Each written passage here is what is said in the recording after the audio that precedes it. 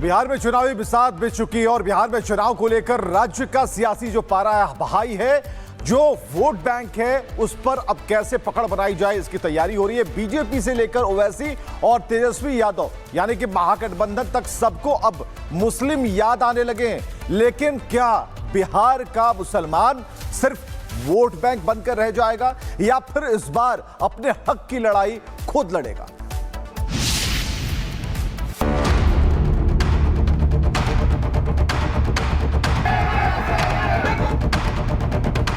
बिहार में कुछ ही दिनों बाद पहले चरण के लिए वोटिंग होनी है। ऐसे में सियासी बयानबाजी तेज हो गई है। नेता अपने अपने वोट बैंक को साधने में लगे हैं। महागठबंधन ने तेजस्वी यादव को सीएम कैंडिडेट और मुकेश सहनी को डिप्टी सीएम का चेहरा बना दिया है। लेकिन इस फैसले ने मुस्लिम राजनीति का नया पिटारा खोल दिया है।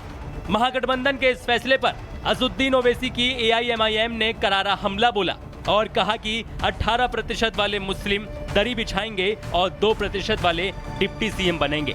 एआईएमआईएम यूपी के अध्यक्ष शौकत अली ने एक्स पर पोस्ट किया, 2% वोट वाला डिप्टी सीएम, 13% वाला सीएम और 18% वाला दरी बिछाने वाला मंत्री। जब हम सवाल उठाते हैं तो कहा जाता है अब्दुल तू चुप बैठ वरना बीजेपी आ जाएगी। शौकत अली के इस बयान ने बिहार की सियासत में हलचल मचा दी। एनडीए की तरफ से एलजेपी अध्यक्ष चिराग पासवान ने इस सियासी चिंगारी को और हवा दी। चिराग पासवान ने एक्स पर पोस्ट किया और कहा, 2005 में मेरे नेता और पिता स्वर्गीय रामविलास पासवान जी ने एक मुस्लिम मुख्यमंत्री बनाने के लिए अपनी पार्टी का त्याग किया था। फिर भी आपने तब उनका समर्थन नहीं किया। आरजेडी 2005 में एक मुस्लिम मुख्यमंत्री बनाने के लिए तैयार नहीं थी और 2025 में भी वो ना तो मुख्यमंत्री पद और ना ही उप मुख्यमंत्री का पद किसी मुस्लिम को देने के लिए तैयार है। यदि आप एक बंधुआ वोट बैंक बने रहेंगे तो आपको कभी सम्मान और प्रतिनिधित्व कैसे मिलेगा? चिराग के इस बयान से साफ है कि एलजेपी मुस्लिम नाराजगी को आरजेडी के खिलाफ मोड़ने की कोशिश में है। बीजेपी ने भी इसको मुद्दा बनाया और आरजेडी पर मुसलमानों का हक छीनने का आरोप लगाया।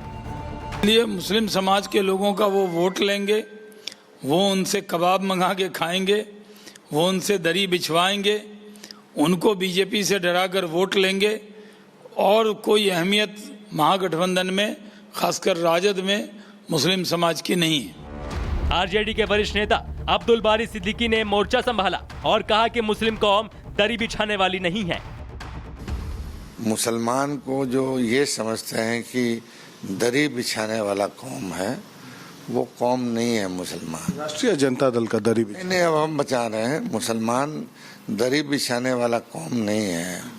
मुसलमानों का एक बड़ा लंबा इतिहास है, समझा कि नहीं? वहीं महागठबंधन के deputy CM face Mukesh Sahani बोले कि ओवैसी बिहार के मुसलमानों की चिंता ना करें बल्कि हैदराबाद संभाले। ओबीसी साहब को ज़्यादा सोचने की आवश्यकता नहीं। ओबीसी साहब अगर हमारे मुस्लिम भाई के लिए अगर सोचना चाहते तो हैदराबाद में अच्छे से सोचे और बिहार में वोट का बिखराव ना करे। और हमें पता है कि हमारे साथ ये राज्य के A to Z सभी जाति सभी धर्म के लोग हैं और हमने कहा हमारे गठबंधन में कि आने वाले समय में डिप्टी चीफ मिनिस्टर और भी बनेंगे।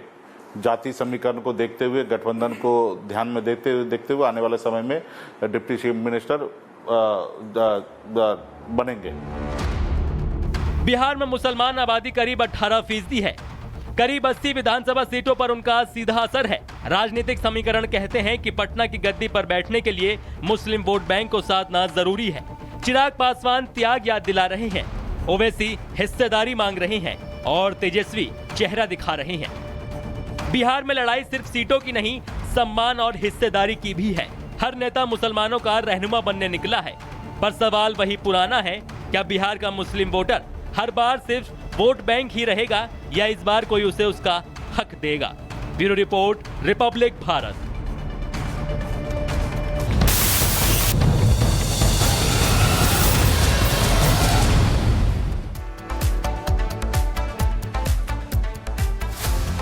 तो बिहार में चुनावी बिसात बिछ चुकी है और बिहार में चुनाव को लेकर राज्य का सियासी जो पारा बहाई है, जो वोट बैंक है उस पर अब कैसे पकड़ बनाई जाए इसकी तैयारी हो रही है। बीजेपी से लेकर ओवैसी और तेजस्वी यादव यानी कि महागठबंधन तक सबको अब मुस्लिम याद आने लगे हैं। लेकिन क्या बिहार का मुसलमान सिर्फ वोट बैंक बनकर रह जाएगा या फिर इस बार अपने हक की लड़ाई खुद लड़ेगा?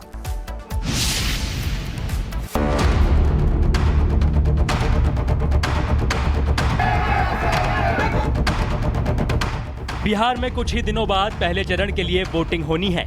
ऐसे में सियासी बयानबाजी तेज हो गई है। नेता अपने अपने वोट बैंक को साधने में लगे हैं। महागठबंधन ने तेजस्वी यादव को सीएम कैंडिडेट और मुकेश सहनी को डिप्टी सीएम का चेहरा बना दिया है। लेकिन इस फैसले ने मुस्लिम राजनीति का नया पिटारा खोल दिया है। महागठबंधन के इस फैसले पर असदुद्दीन ओवैसी की एआईएमआईएम ने करारा हमला बोला और कहा कि 18% वाले मुस्लिम दरी बिछाएंगे और 2% वाले डिप्टी सीएम बनेंगे। एआईएमआईएम यूपी के अध्यक्ष शौकत अली ने एक्स पर पोस्ट किया, 2% वोट वाला डिप्टी सीएम, 13% वाला सीएम और 18% वाला दरी बिछाने वाला मंत्री। जब हम सवाल उठाते हैं तो कहा जाता है अब्दुल तू चुप बैठ वरना बीजेपी आ जाएगी। शौकत अली के इस बयान ने बिहार की सियासत में हलचल मचा दी। एनडीए की तरफ से एलजेपी अध्यक्ष चिराग पासवान ने इस सियासी चिंगारी को और हवा दी। चिराग पासवान ने एक्स पर पोस्ट किया और कहा, 2005 में मेरे नेता और पिता स्वर्गीय रामविलास पासवान जी ने एक मुस्लिम मुख्यमंत्री बनाने के लिए अपनी पार्टी का त्याग किया था। फिर भी आपने तब उनका समर्थन नहीं किया। आरजेडी 2005 में एक मुस्लिम मुख्यमंत्री बनाने के लिए तैयार नहीं थी और 2025 में भी वो ना तो मुख्यमंत्री पद और ना ही उप मुख्यमंत्री का पद किसी मुस्लिम को देने के लिए तैयार है। यदि आप एक बंधुआ वोट बैंक बने रहेंगे तो आपको कभी सम्मान और प्रतिनिधित्व कैसे मिलेगा? चिराग के इस बयान से साफ है कि एलजेपी मुस्लिम नाराजगी को आरजेडी के खिलाफ मोड़ने की कोशिश में है। बीजेपी ने भी इसको मुद्दा बनाया और आरजेडी पर मुसलमानों का हक छीनने का आरोप लगाया।